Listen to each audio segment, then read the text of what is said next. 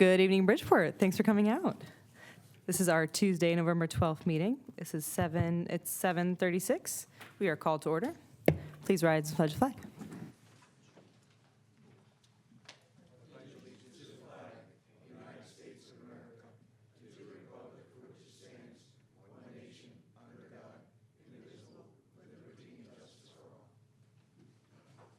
Thank you, everyone. Angela, roll call, please.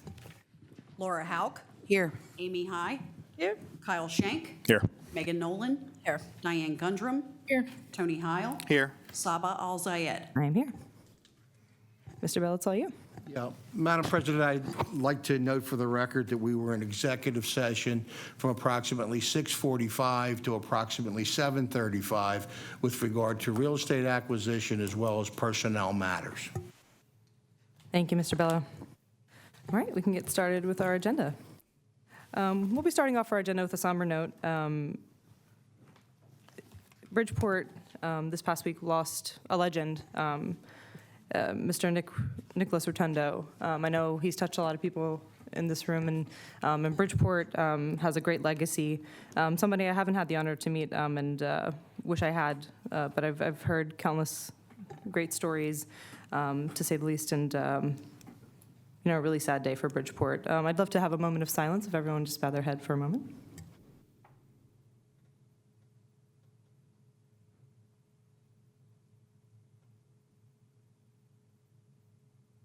Thank you, everyone.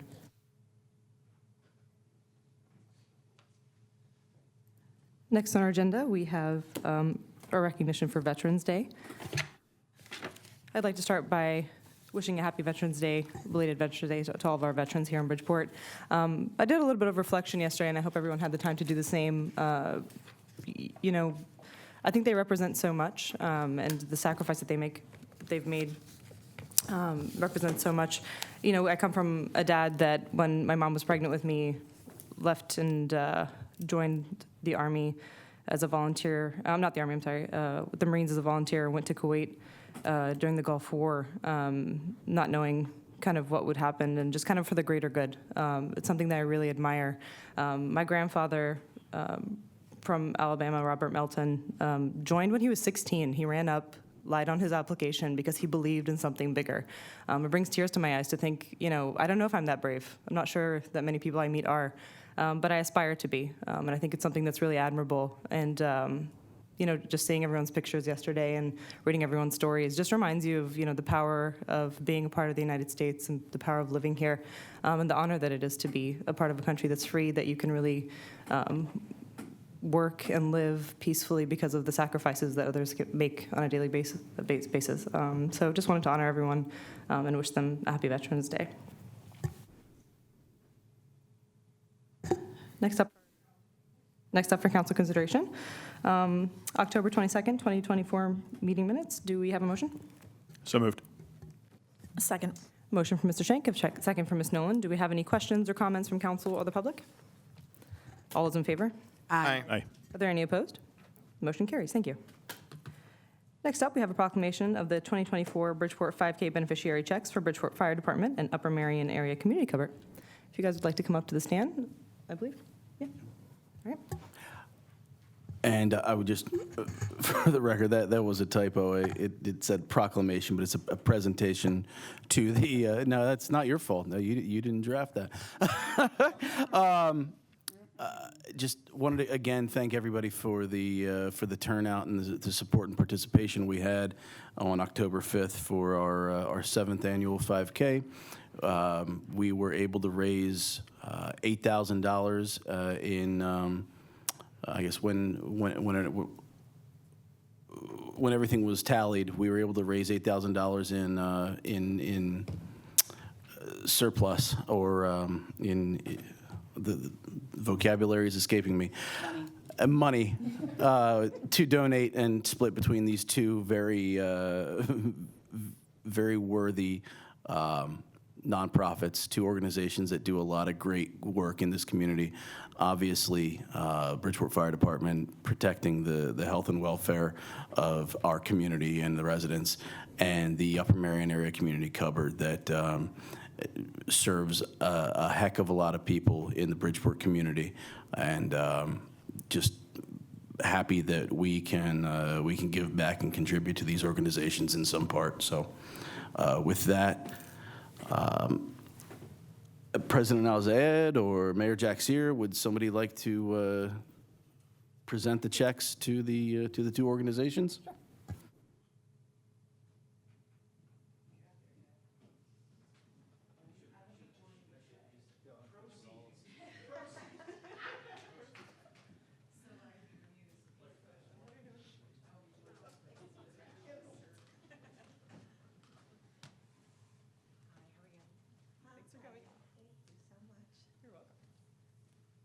Are we doing both or just one?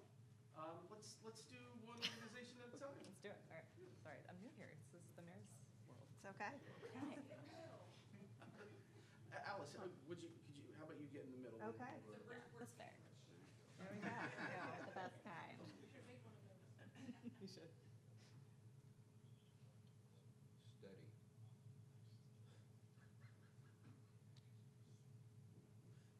Thank you. Thank you all so very much, and thanks for choosing us again this year.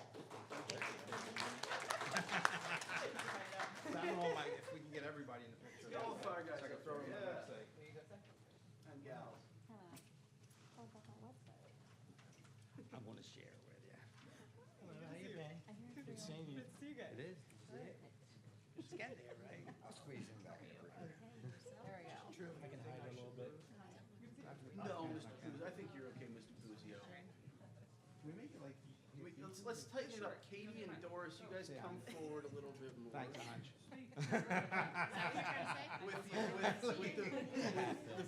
With the vertically challenged gentleman up front. Me? No. Covered. Pat. What? No, we got it taken care of. You're not getting up there, hop alone?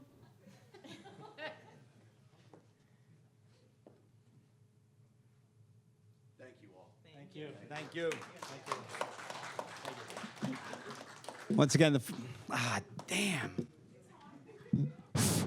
Once again, the fire department would like to thank the borough for this, and we will make sure that it get used for a piece of equipment that's going to benefit everybody.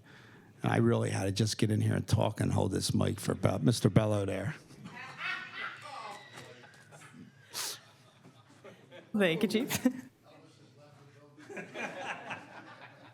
Well, I think that everyone in Bridgeport has been helped by the fire department or has a next door neighbor that's been helped. So thank you. It's a great thing living in a town where we know we can get that help immediately. I know we've had help at our house multiple times, so it's a personal appreciation. And then with the community cupboard, I don't know if people realize just how much help the community cupboard provides for people in Bridgeport. I was there this morning, and every Tuesday there is a table full of deliveries to people in Bridgeport with Bridgeport addresses. And the thing I always think about when I see that is you don't know who is hurting and who needs help. So the community cupboard is helping people that people here don't even know need help, and you guys are doing the same, and all of you represent the best of us. We appreciate it. Just as a side note, we picked up a few members from the new development, and so it's halfway done. If we could pick up just as many when the other half is done, so we're moving on up. Thank you. Really great to hear.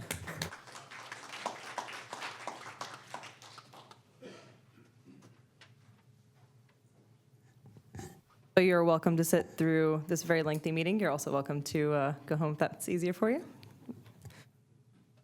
All righty, we can move on to our next item on the agenda for council consideration, appointment of Robert Onisk to the Bridgeport Auxiliary Fire Police.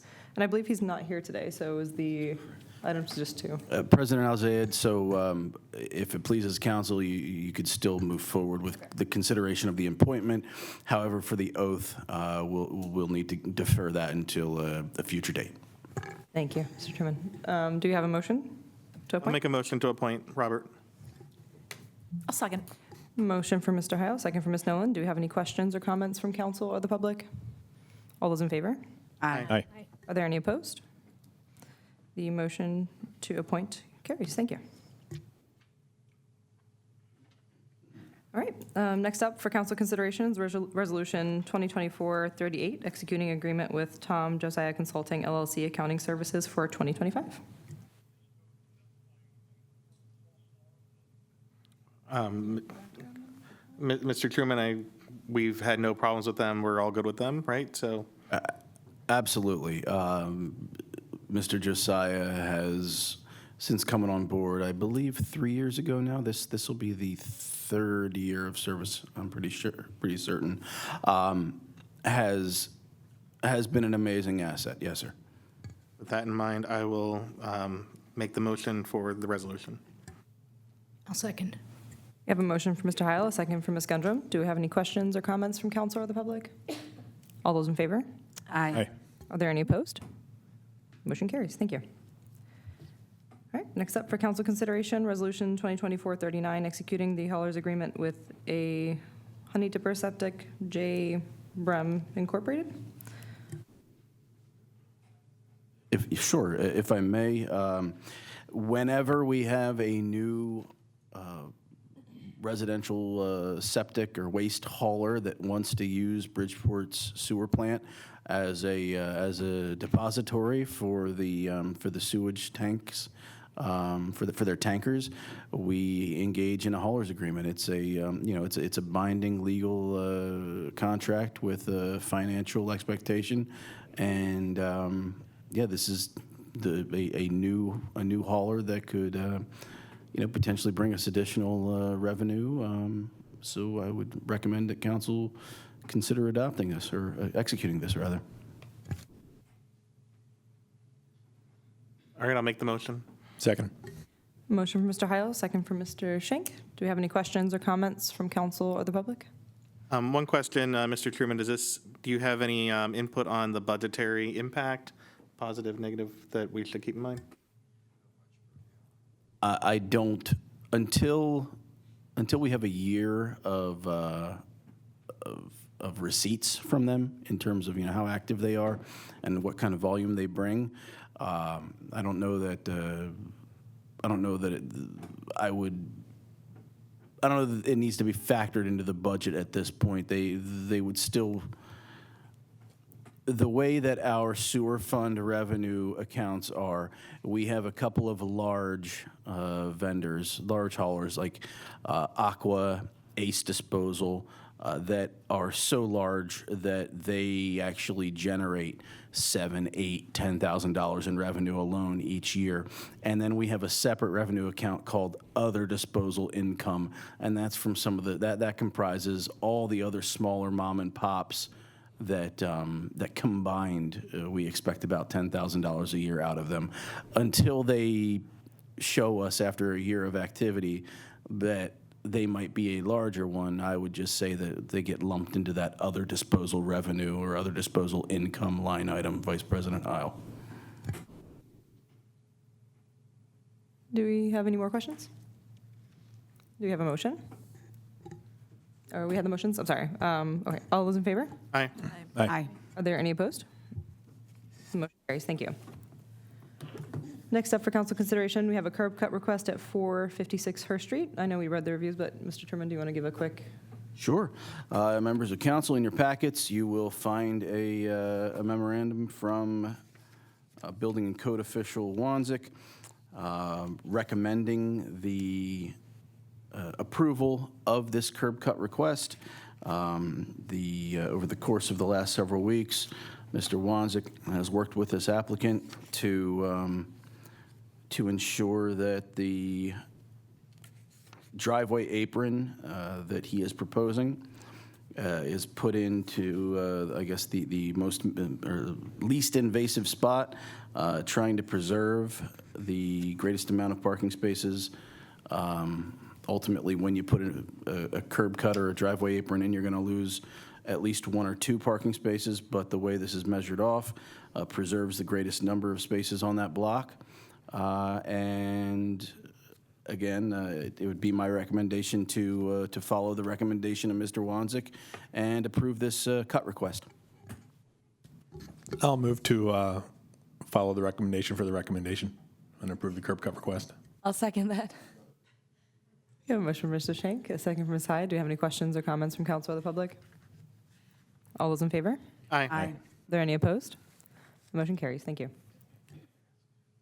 Next up for council consideration, authorization to execute a 12-month contract with Consultation Energy Municipal Electric Energy Supply.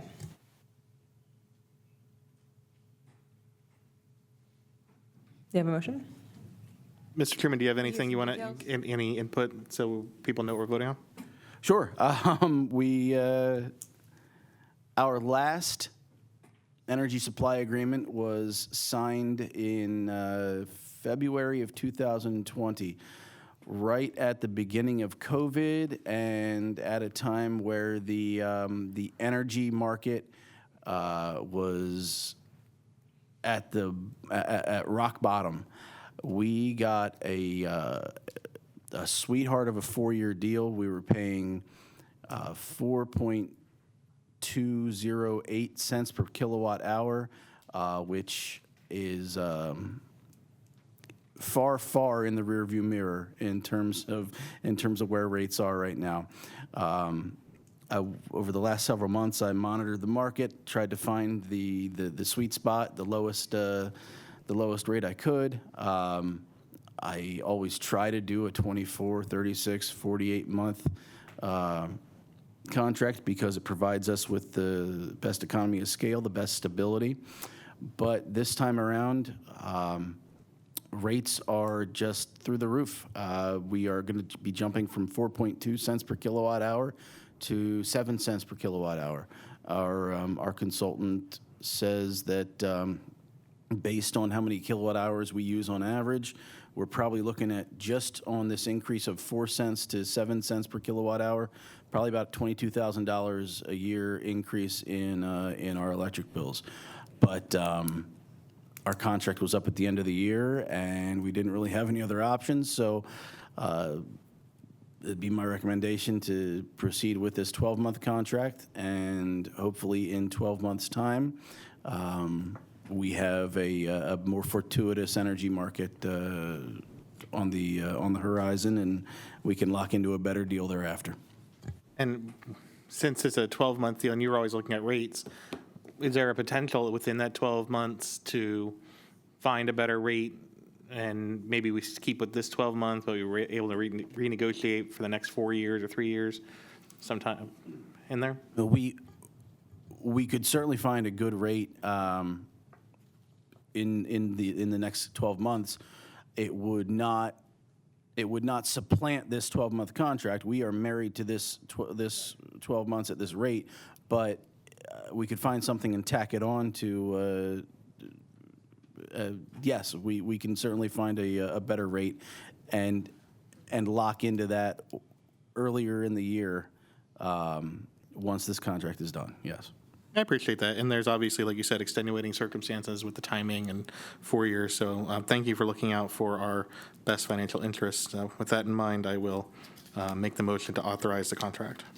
Is it worth looking into ways to conserve electricity at that point? Is there anything we can do to cut back on costs?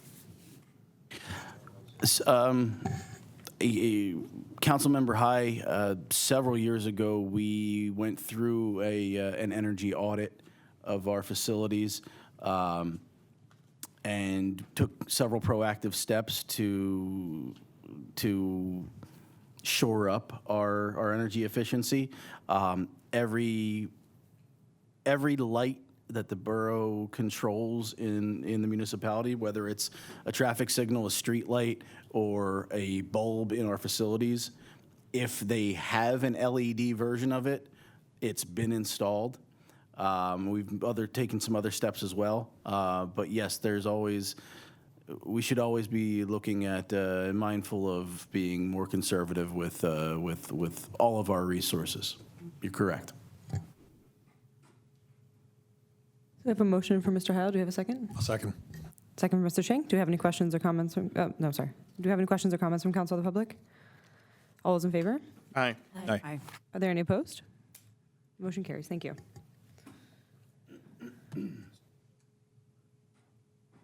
Next up for council considerations, resolution 2024-40, executing agreement between the Borough of Bridgeport and TLC Capital LLC acquisition of 36 West Front Street.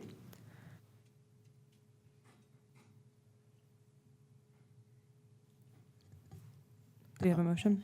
I appreciate this has been a long time coming and will help clean up an area that will be good for the residents of Front Street, and it's important for us to look out for that community. So with that in mind, I will I'll make the motion for this resolution, and I'm happy it's going into effect. I'll second. Motion from Mr. Heil, second from Ms. Hauk. Do you have any questions or comments from council or the public? All those in favor? Aye. Are there any opposed? Motion carries. Thank you. Next up, for the most exciting part of our agenda today, our presentation of our 2025 budget, which I am excited for. All yours, Mr. Chairman. All right.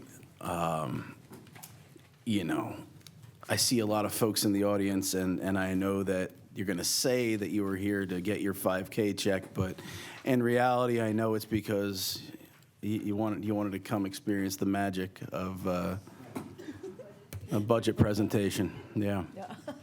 Hey. The expert left. Smart move.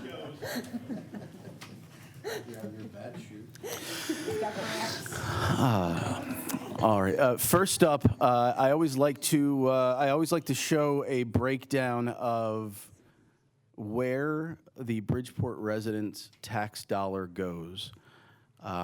You see at the bottom there, our total millage for the municipality is 40.128 mils. The blue piece of that pie chart is Bridgeport's share, the borough's share, 12.23 mils. Upper Merion School District is the large maroon-colored piece of the pie at 22.72 mils. Montgomery County increased their millage rate again this year up to 4.788 mils. And then the community college, again, which by proxy of Montgomery County, receives 0.39 mils of all county taxpayer dollars. Just quickly, since we do have people actually watching this time, it's typical that the school district has the largest percentage, right? No matter where. Regardless of where you are, the school district is going to have a higher, unless there's something that's gone completely awry, yes.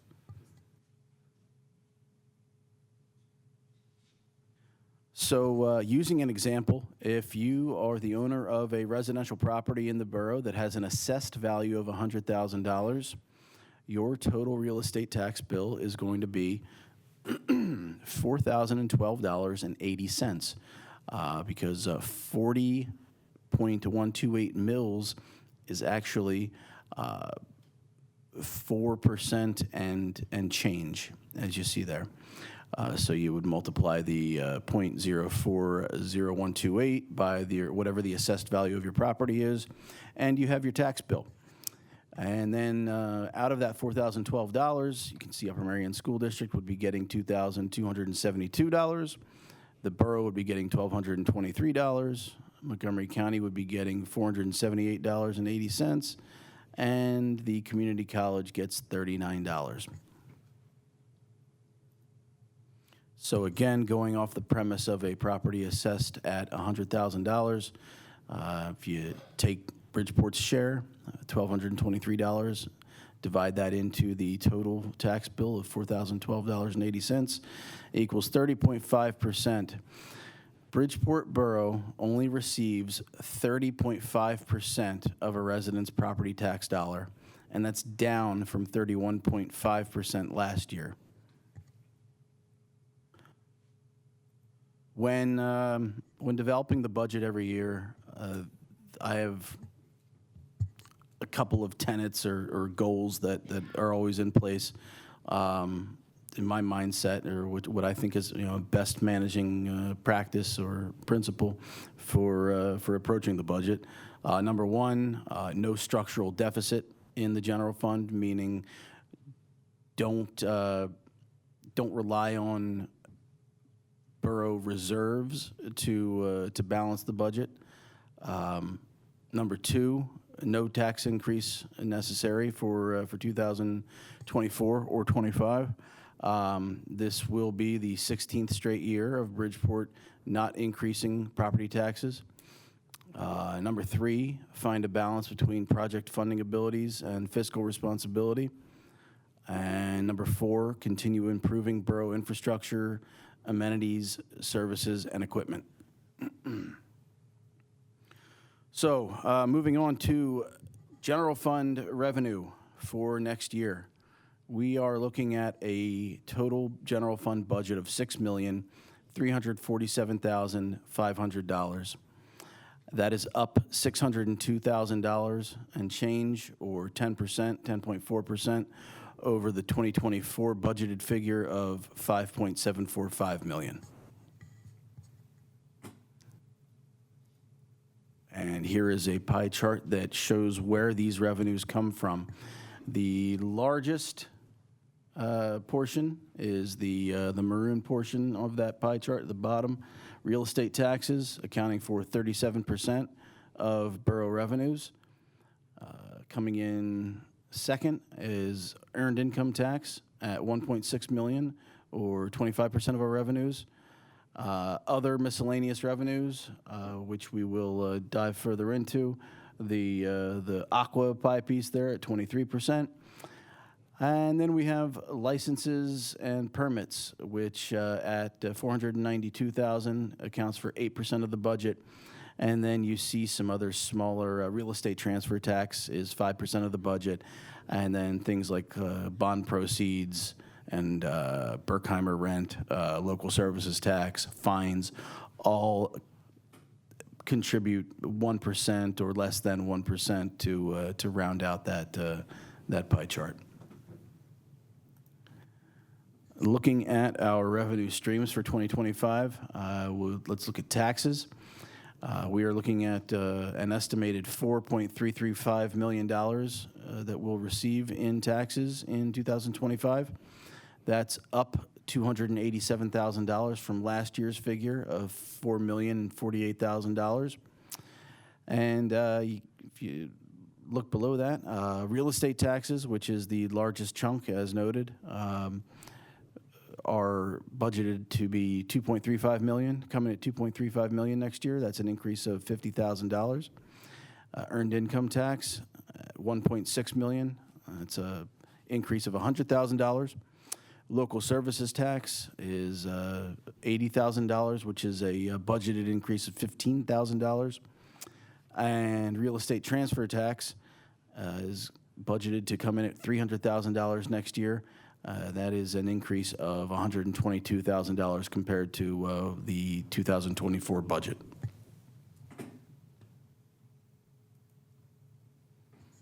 Moving on to permits. The budgeted amount for permit revenue next year is $492,500. That's up about $71,000 from last year's figure. And you can see where that increase is coming from. Predominantly building permits, resulting from the ongoing construction at the River Point development, up $75,000 to $275,000 next year.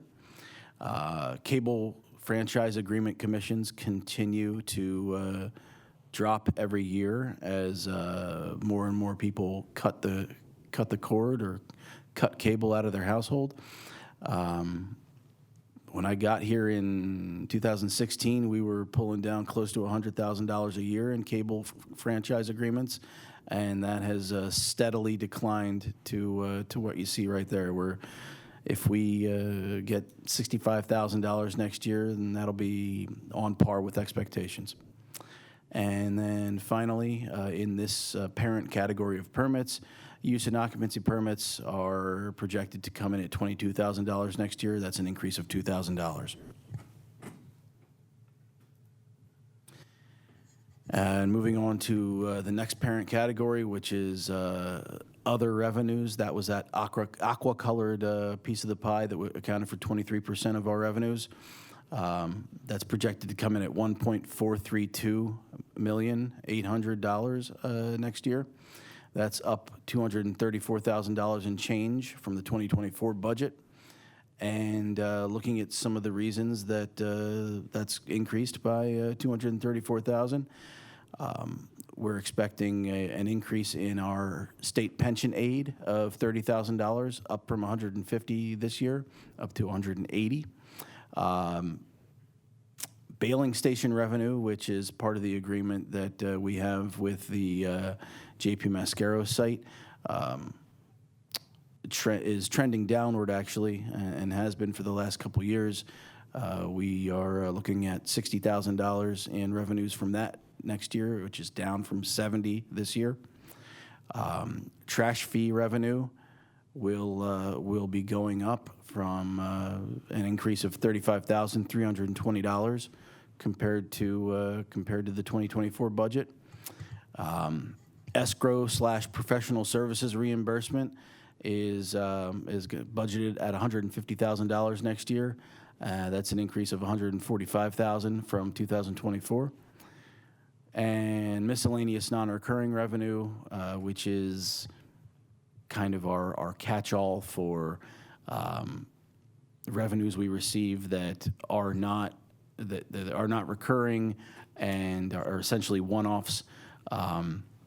Trends indicate that we've been budgeting lower than we should, and I typically wait for 2 or 3 years of a trend before I implement it on the revenue side to play it conservatively. And over the last multiple years, we have been well over that $50,000 figure. So it's safe to bump that up to $75,000 for calendar year 2025. And certain revenues have to go to certain things at sometimes, right? Not every dollar is fungible where it can go to anything. Like trash is going to trash, and it may be general in some ways, but there's a reason for those things. That's correct.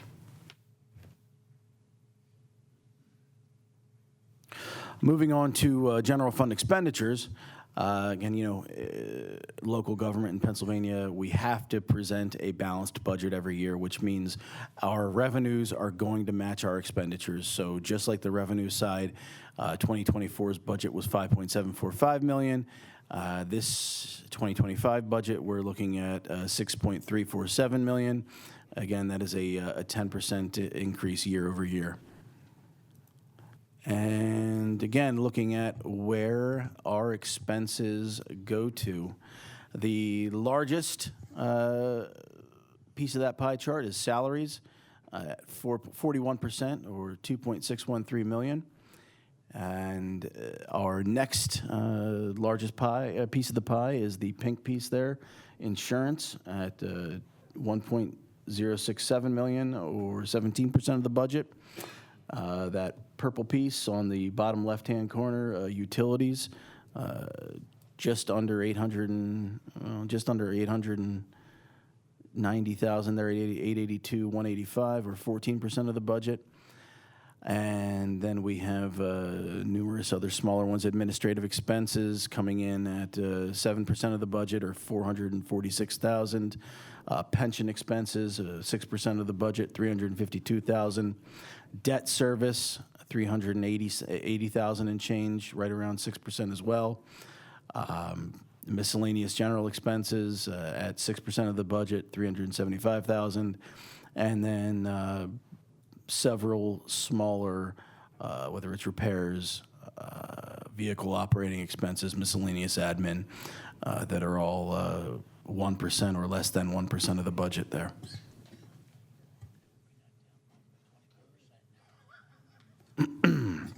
Salaries are up $200,000 all told. Salaries are up $223,000 from last year, up to $2.613 million and change. And you can see the different varying salaries there. Administrative salaries, $293,000, an increase of $22,800. Police salaries at $1.457 million, an increase of $157,650. Part-time police salaries, $155,000. That's an increase of $5,000. Street crew salaries at $296,400. That's an increase of $16,400. Council-directed projects, that's an increase of $2,000 up to $20,000. Pardon me just a moment.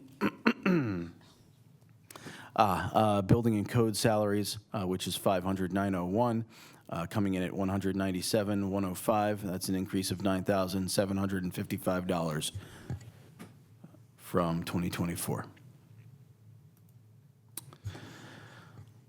Next parent category would be administrative expenses, $445,950 for the 2025 budget. That's up $22,800 from the 2024 budget. And you can see the smaller sundry expenses for all the expense categories that are under this parent category. Nominal increases to office supplies, an increase of $2,300. IT expenses will increase by $4,000 next year. Police department office supplies, $1,000 increase. Administrative expenses, which consists of a lot of subscriptions and contracts, things of that nature, $3,000 increase.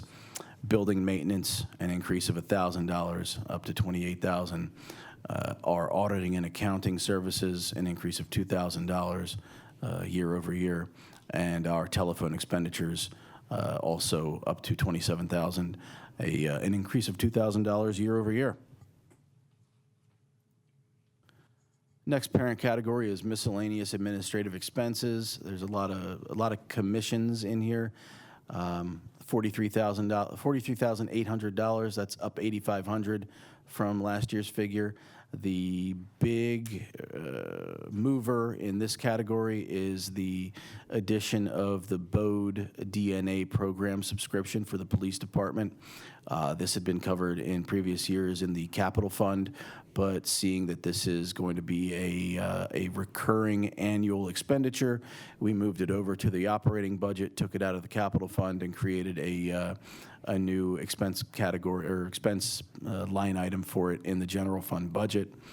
You can see police equipment, a $1,000 increase there, and trash removal commission needs to be increased from $17,000 this year to $20,000 next year.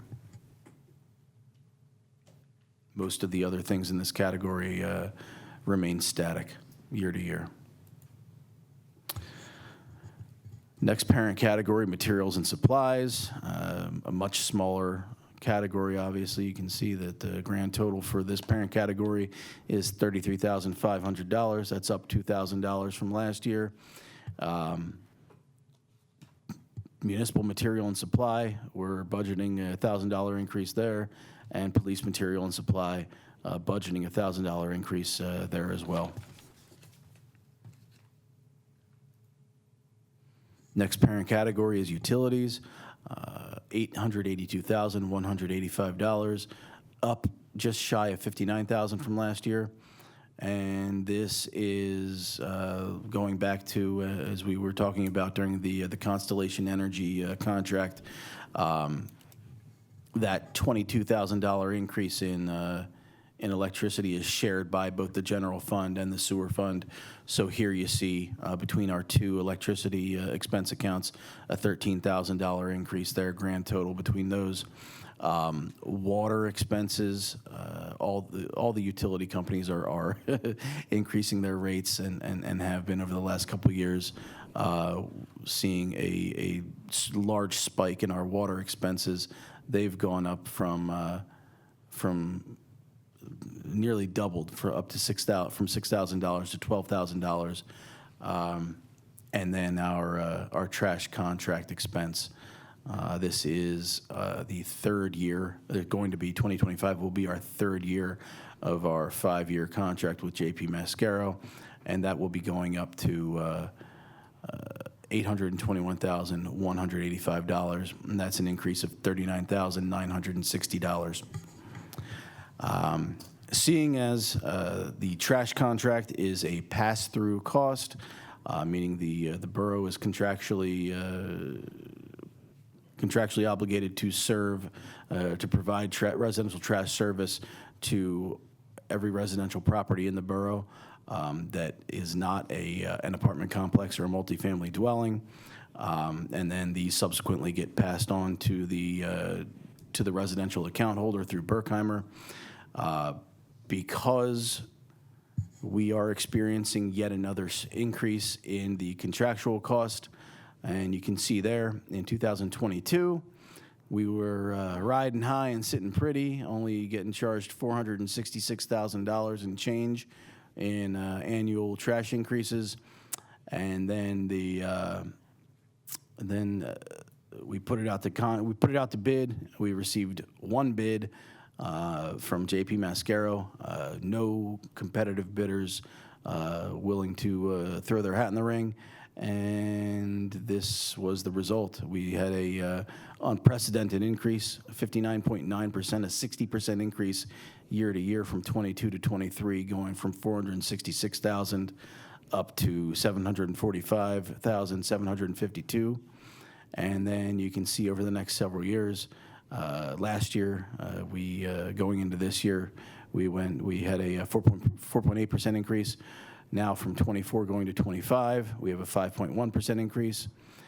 From going from 25 to 26, we'll have a 9.7% increase. And then going into the final fifth year of the contract, going from 26 to 27, another 6.8% increase. So, use this moment as an opportunity to announce that the residential trash and recycling collection fee will again increase this year, going from $496 per year to $520 per year, or $130 per quarter in 2025.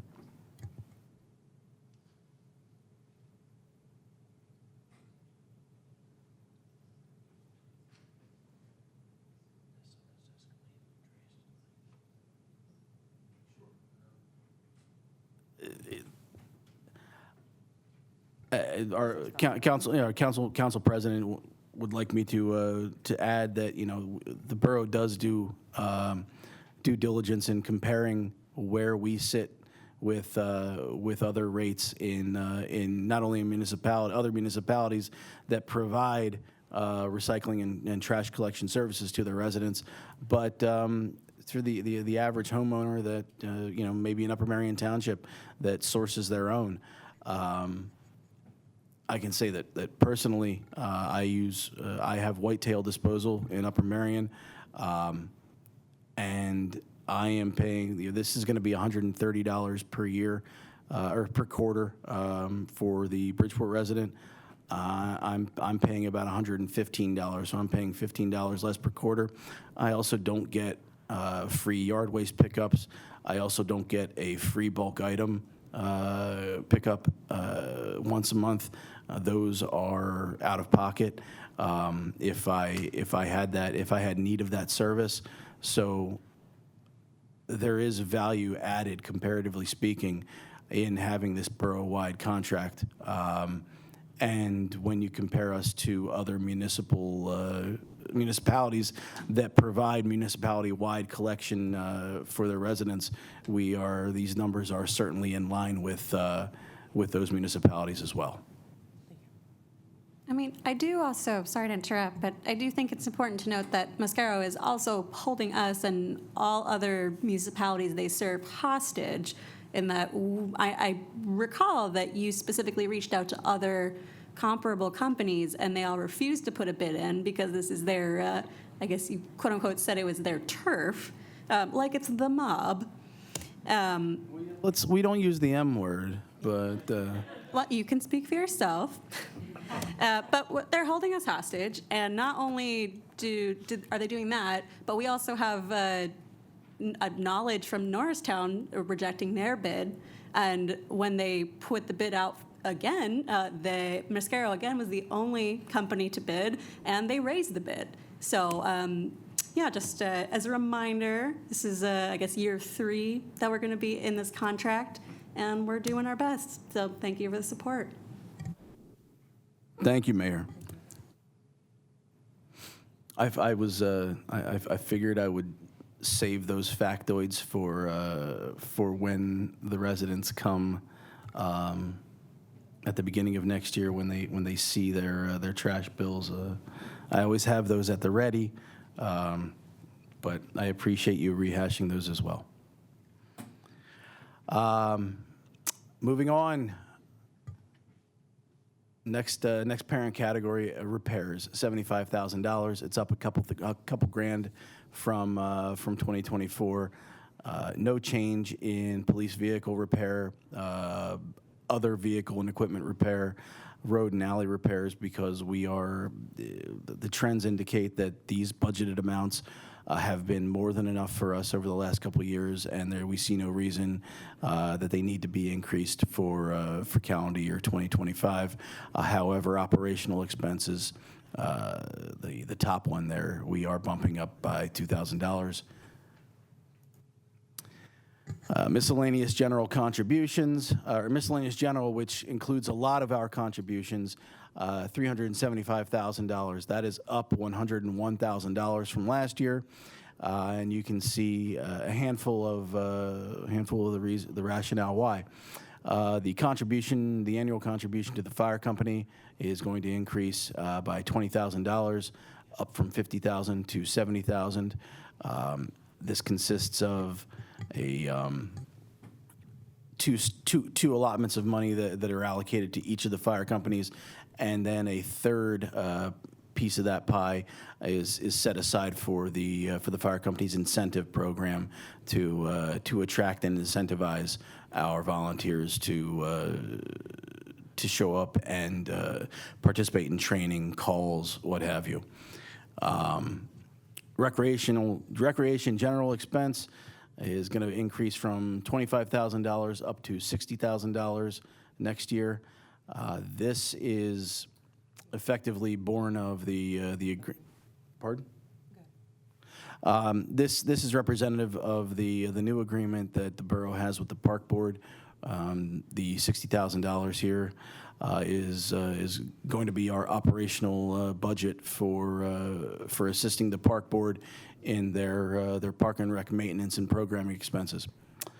The next item, 542108, is a new line item, and this is community events, and there is a $30,000 allocation to this line item. And this is to help offset and defray, or help to offset and fund operational costs for things like our 5K, our carnival, the Bridgeport celebration, and any other community events, both smaller and larger, that we may have next year. No, certainly not that, though. Speaking of contributions, it came up a few months ago when we had the library here, and I said we had budgeted for our regular $500 donation. I know it's a small amount, but will we be able to provide a greater contribution to them in 2025 without having to change this budget in any way because we have these line items? Like, would we give like $750 next year and it's not a big deal? If that's council's desire, sure. Yeah, I mean, $500 or $250 isn't gonna. Yeah, yes, sir. I always try and keep to what we budgeted, so I don't like to go over, but I just wanted to make sure that I appreciate that. what you have here, it's something where when they come in with that request next year, we could offer more, and they should come back with. So, Mayor, if you're talking to them, tell them to come back with a request, and it'll be favorable. So one of the things that we're going to be doing next year, just to kind of make it where everyone is equal and everyone has equal opportunity to funding from the borough, and there's no even thought of anyone playing favorites, is there's going to be an application process. So if they'd like to request more funding, then they'll just go through the application process, and we'll be able to approve or deny that based off of that. So hopefully it'll make it easier for them to do so if we kind of go through something like that. Of course, we'll discuss it further, but that's the idea, is that every nonprofit that has a request from the borough would just go through that same process and have an application that we can all review. And Keith would probably be the person to go to there. But we'll announce more about that, but I just want to give an idea of where we're going. That's totally fine, but I know that if they think we always give the same amount, they're going to just not ask for more, and that came up, and a lot of our residents use those services, so I don't want to shortchange people that are asking. Wrapping this one up, 545104, our fire protection general. This is really more of the operational expenses of the two fire companies or Bridgeport Fire Department. An increase of $10,000 up to $140,000 for next year, and then drains and inlets, $20,000, an increase of $5,000. Insurance is actually one of the few categories that's down from 2024. $1.067 million, down $41,000 and change. And this is a result of our overall health, prescription, and dental costs going down by $67,720 for calendar year 2025. You can see that life insurance, workers' comp, our auto and package insurance, errors and omissions insurance, professional liability, and the newly created cyber liability line item, which is a new policy that we just brought on board earlier this year. All have some nominal increases there. And debt service is $380,000 set for $380,740 next year. That's up a nominal amount, $1,215. You can see our overall interest costs are going down, but the principal is going up, which is par for the course when you get further on into loan servicing in the older years of the loan. And then general fund, finally, pension contributions, $352,225, up $223,435 from 2024. We discussed this a couple meetings ago when council adopted the MMO for 2025. The stock market was absolutely brutal at the end of 2020 and all throughout 2021. And we are on a 2-year delay with what the market does to market does to our pension versus how we then subsequently have to analyze that and fund it. There's a built-in 2-year delay. It's called the actuarial valuation. We had still been paying much lower pension contributions these last couple of years. However, the chickens have come home to roost, and we are now starting to pay this pension liability back through the annual MMO, or minimum municipal obligation. You can see those just massively large increases to what we are putting into the pension, and that is obligatory. We do not have any option to defer that. Are there any questions on the general fund, what you guys just saw in the general fund, before we move on to the sewer fund, which I promise will be much more concise and short? The thing I'll say is I want to point out that in the first graph that you showed, the first chart that you showed, the utilities looked like they're about $900,000. That's the big chunk of that is the trash bills. It's not that we're spending $800,000 on this building. So that just kind of was jarring the first time I saw it, and just wanted to call that out. I will say with the the event line item, it's great that we're doing more, having it as a line item, because it will allow us to keep financial track of it. With multiple events, Keith, I think that either this year or early next year, we should have a plan for just how we're financing that exactly. And that might even include planning for what the police overtime is, so we can set expectations, because I don't want to just have these events, which are great. I'm 100% for them, but making sure that we are setting the budgets appropriately, so we don't just say we have $30,000 and if we do spend it, great, but if we don't have to spend every penny we have. But just making sure that at the beginning of the year we know, okay, the 5K is going to need these expenses, Bridgeport, these expenses, this, that, so we can know that early on, so that when we get towards the later part of the year, we're not wondering where all the money went. Agreed. And President Al-Zayed, yes, you're correct. Of utilities, of that $882,000, 821 of it is trash contract. So we're spending about $60,000 on the electricity, gas, water. So yes, that's correct.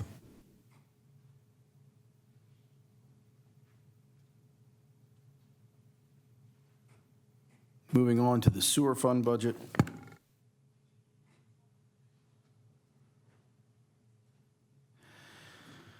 $2025 sewer fund budget is coming in at $1.559 million. That's an increase of $69,000 or 4.6% over the 2024 budget of $1.49 million. Where is that money coming from? Well, let's take a look. Sewer fee revenue, we are projecting an increase of $30,000 in sewer fee revenue. Tap-in fees, we are projecting an increase of tap-in fees revenue by $29,100. And interest income, an increase of $10,000. Let's move over to the expense side. Again, $1.559 million, up $69,000 from 2024. Where is that money going? Payroll expenses, up $6,870. Plant chemicals for treatment of the septic, up $7,000. Lab work and testing, up $5,000. Sludge removal, up $20,000. Line cleaning, which is when we get a vac and jet and camera truck in here to jet all the lines, get all the grit out of the lines, and then send a camera through to make sure we don't have any compromises or cracks or breaks in our lines, an increase of $10,000 in that line item account. Sewer outfall monitoring services, $36,000. Much like the BODE DNA program that I mentioned previously that we pulled out of the capital fund and put into the operating expenses, same situation here. For many years, we have spent or paid for this service out of the capital fund, but seeing how it has become regimented and we need to do it every year, we have brought it over to the sewer operating budget. So it's not a $36,000 just brand new expense out of the blue. It's just new for the sewer fund this year. Healthcare, prescription, and dental, like the general fund in the sewer fund, is also decreasing by $38,625 next year. Workers' comp expenses are going up by $5,000, and flood insurance is going up by just under $7,900. Here is a pie chart that illustrates where the expenses are allocated to. You can see that professional services, payroll, and utilities and supplies are all pretty equal here, all right in the 27 to 29% of the budget range. Our debt service, bond payments come in at 13% of the budget. The intermunicipal agreement we have with Upper Marion Township, they service a handful of our accounts, and we service a handful of their accounts, is the last 2% overall of our expenditure pie chart there. And again, are there any questions? I'd be happy to, for anybody that's still awake, I would be happy to field any questions you might have. If there are none, then I will say this. This is the draft. We have to adopt the budget by December 31st, as all municipalities do. So I may very well have some tweaks that I need to do to the general fund and the sewer fund budget between now and the second meeting in November.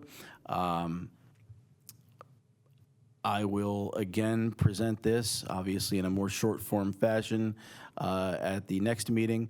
I will also bring I will also have the capital budget and the liquid fuels budget for council to review and consider at the second November meeting. And if council is amenable to the budgeted figures, we would entertain a motion to advertise the budget at the second November meeting, and then adopt the 2025 budget at the first December meeting. So thank you, and that is all I have for the budget presentation this evening. Thank you, Mr. Chairman. We can leave questions to public comment so that we can just kind of get through the next couple of items if that's okay with everybody. All right, we can move on to unfinished business. Are there any items of unfinished business? Seeing there's none, we can move on to committee reports. Are there any committee reports? All right, well, I have a quick one. So I just really wanted to share really quickly my thanks to all of you for Bridgeport. So this will be my committee report for our subcommittee report for our Halloween committee. Being a part of this incredible community has really meant the world to me. Serving as your at-large council representative, it's a responsibility I take to heart. It's been a real privilege to work alongside you and to shape something new, something that I believe this borough is fantastic at. And I kind of stepped in, took something that I think has already been here and already be a big part of Bridgeport, and wanted to make sure that we were serving you properly as your council. I think Halloween's really one of the best reflections of our community. I've witnessed neighbors run into their houses, grab snacks for their kids because they didn't want any kid to knock on their door and not get candy. And I've never seen anything like it before. One of my dear friends that I've met through Bridgeport, we stopped at Target to grab candy, and we had a cart full, and she had a cart full, and we both looked at each other, and we said, Bridgeport? And she said, yep. And we've been friends ever since.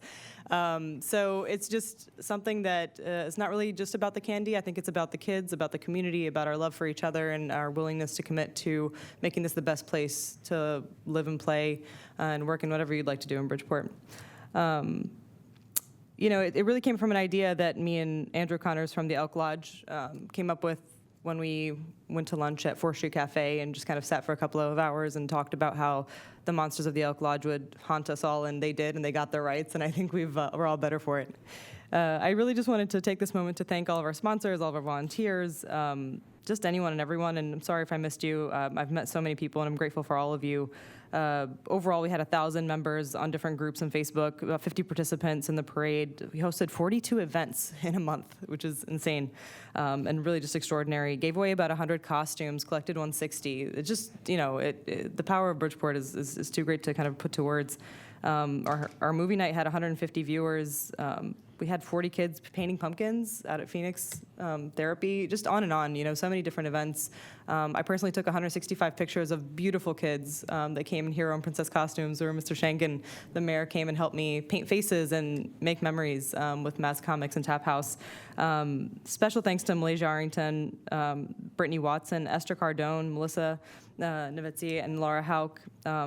Obviously, Heather Cosenza, her kids, Jazz and Ariana, my parents, Sam and Tracy, my husband, Kyle, and Randy Shank, Megan Nolan, Diane Gundrum, John Gundrum, which is my partner in crime, and has done so much, including creating the first art installation in Bridgeport, which was absolutely fantastic, and I hope everyone had a chance to look at. He hand-painted and carved every single tombstone you saw.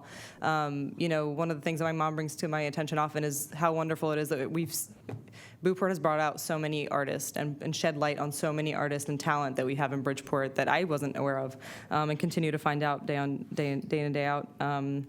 Brittany Garala, and moving on to the businesses, Dino's Pizzeria specifically allowed me and my mom to sit in their shop for hours, stapling our flyers to Bridgeport on every pizza box for free. And you know, they chatted us up and made sure my kids were fed and gave us sodas and were the nicest they could be. And I really think we saw at the turnout. Anyone that was at the parade saw what those little efforts did. So I'm super thankful to them, and you know, forever grateful. We actually have the number here. We stapled 700 flyers, which is quite insane that they let us do that. We also put some boxes together to say thank you. 4th Street Cafe, Rib House, Tap House, 23, Mass Comics all gave us plenty of time, effort, events, and also some of the awards that we had at the end. The West Conchie Mayor Danelle collaborated with one of the events as well. obviously, led by Mr. Keith Truman and Dave Lang. I don't know what we would have done without you two. You really made this possible on so many different levels, and we can't thank you enough. Let's see.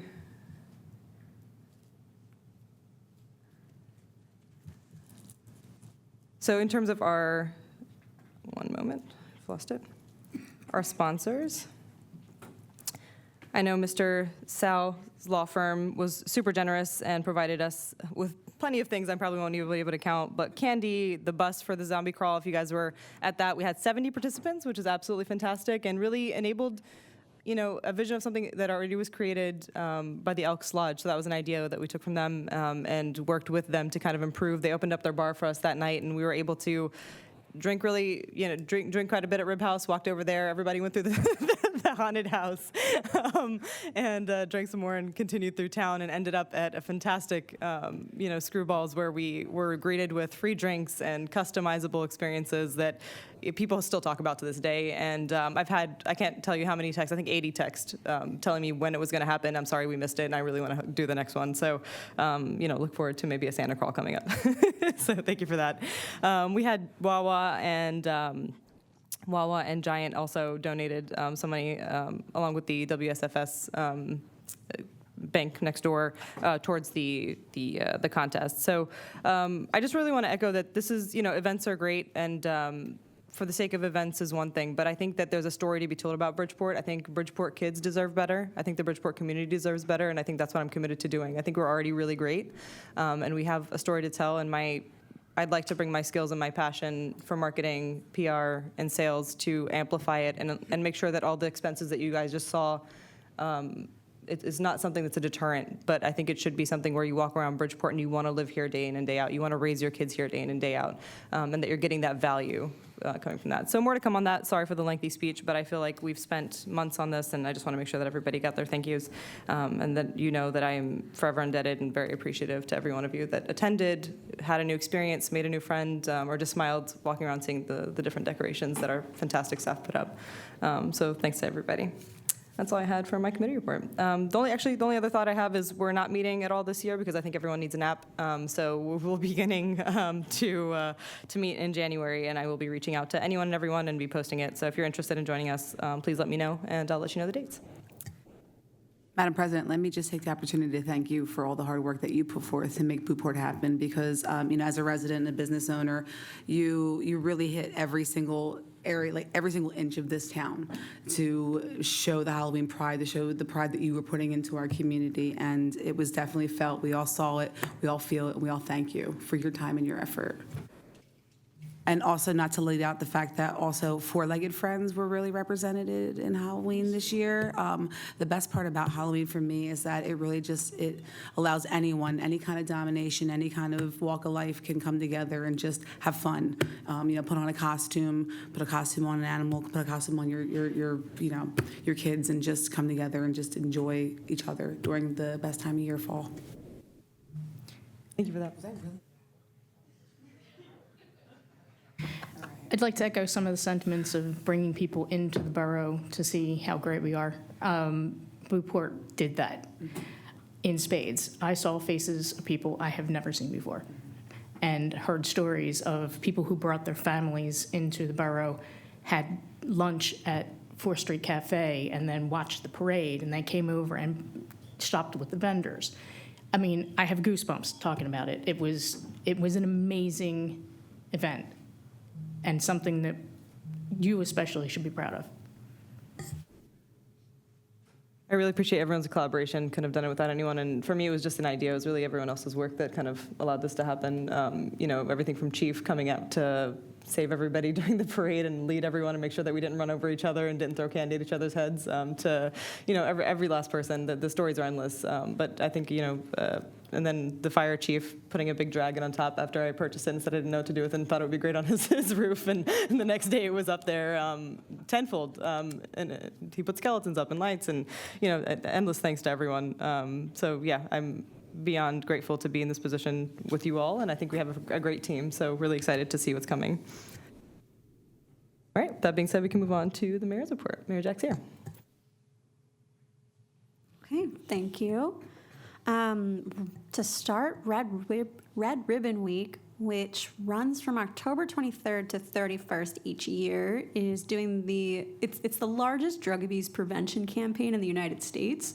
And on Wednesday, October 30th, students from the Upper Merion Area Middle School's Cast Club came to Bridgeport Borough Hall to plant tulips, which once they bloom in the spring will serve as a physical reminder of the importance and beauty of a drug-free life. I was glad they were able to join us and hope the entire community can enjoy the tulips and what they represent once they bloom. I wanted to thank everyone who voted in the general election last Tuesday for ensuring that your voices were heard.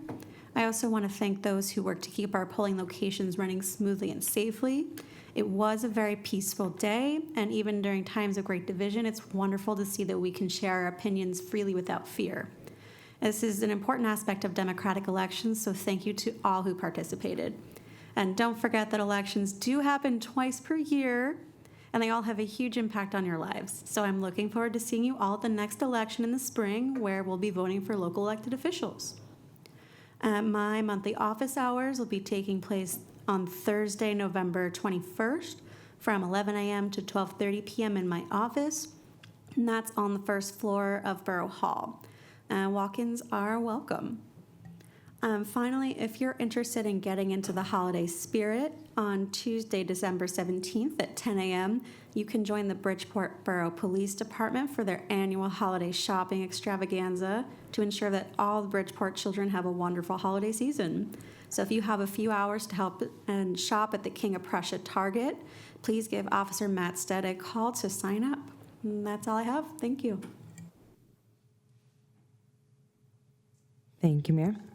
All right, we can move on to the chief's report. Good evening, Bridgeport.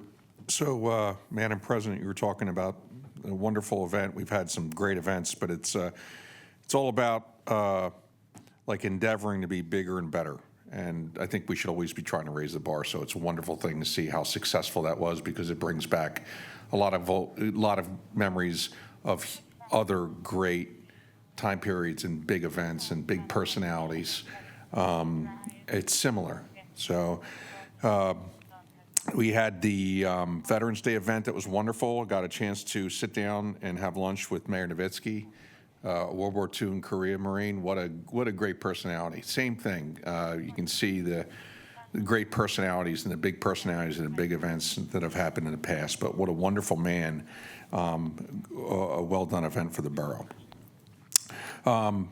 As I might have said last time, or maybe I didn't, but the Bridgeport Police Department supported a lot of different political events or people coming into the area. We supported many different events. It was taxing on the police department and on all of the counties, suburban Philadelphia, to make sure that there was adequate staffing for all those. I thank our police officers and Great Chiefs of Police Association to work together to help each other. Wonderful job. We'll report that starting tomorrow, we're going to have a Thanksgiving click it or ticket. So we're going to have some sponsored hours. We'll be doing some extra enforcement. I'll be putting something out in social media in the coming areas. Recently, we've had a lot of retail theft arrests, mostly from the Wawa. The trend is sometimes people report things, sometimes they don't. It depends on management. And I always ask people, I said, just step up, we're right there, we'll help. Don't ignore something, address it. Everyone has issues with certain things, and we made 7 arrests in the last week and a half there. Another thing, we had a strong arm robbery off of East 4th Street last night. We're looking for a BMW, a blacked out black BMW with a stolen license plate. That license plate number is MNY6087. Now, it's horrible to have a crime like that happen, but this was a micro-targeted event. We're going to find out later on through our victimology, I'm sure, that there was something said or done someplace else that drew our actors specifically here for a specific crime. I don't believe that this is going to be something that we have to worry about all the time. I think this is specific and micro-targeted, but I wanted to address it, and there's the tag. So if you happen to see that black BMW with that tag, please just call 911. One of the great things about that is our Viper system picked up that tag coming and going, and we can find things like that out. So although that wasn't connected to a regularly registered vehicle, but that did help us identify where that car is and perhaps who those occupants may be because of where that car travels to with that stolen tag. So technology works for us all of the time, and thank you again for supporting that system. We'll be swearing in a new fire police officer next meeting. Want to thank or to address Sunline and Arnold's Furniture had a crime of embezzlement, very large, and Detective Sergeant Murphy was showcased with Kevin Steele, the Montgomery County DA, for his great work bringing to justice an internal person for a very large fraud. So congratulations to Sergeant Murphy for his great work. And police officers all over Montgomery County are seeing that showcased and that person leaving court after having been arrested and looking at their sentence. So great job. Mayor, you talked about the Red Ribbon Week and the students that come back out and plant those bulbs. It's a wonderful thing. It's a wonderful thing because drugs are in all communities. We did have an overdose about 2 weeks ago, an overdose fatality. It's a horrible scourge in our society. We want to reduce the demand so we can also do the demand and the other side of things to shut those drugs down from getting into our community and then be aggressive enough with arresting people that are then using those drugs. So it's a very sad thing. So may there be less of that in the future because of enforcement actions. That's all I have for you today. Thanks again for your time. Thank you, Chief. All right, do we have any items for new business? Seeing there's none, we can move on to open forum and announcements. Are there any announcements this evening? All right, we can move on to public comment. Are there any members of the public that would like to comment? All righty. We can certainly entertain a motion to adjourn. Make the motion. Second. All right, it is 8:53. Thank you for coming. We are adjourned.